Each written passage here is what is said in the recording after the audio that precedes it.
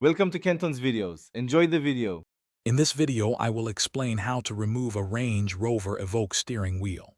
First, ensure your vehicle is off and the key is removed. Disconnect the negative terminal of your car battery to prevent any electrical shorts or airbag deployment. Center the steering wheel perfectly straight before you begin. Gather your tools, including a small flathead screwdriver and a Torx bit set, to make the process smooth and safe.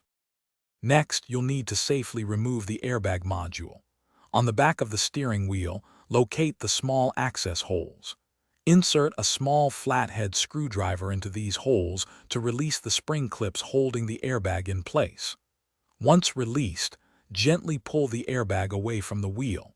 Disconnect the electrical connectors, noting their color coding for reassembly.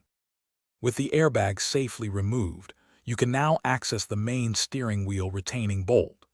This is typically a Torx T50 bolt located in the center of the steering wheel.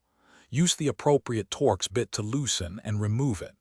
Before pulling the wheel off, mark its position relative to the steering column to ensure correct alignment during reinstallation.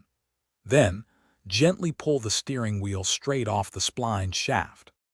When reinstalling, align the steering wheel with the marks you made earlier to ensure it's straight. Reconnect all electrical connectors, making sure the color-coded plugs are in their correct positions. Secure the central retaining bolt, tightening it to the manufacturer's specified torque. Finally, carefully reattach the airbag module, ensuring the clips engage properly, and reconnect your car battery. Thanks for watching. Consider subscribing if we helped you.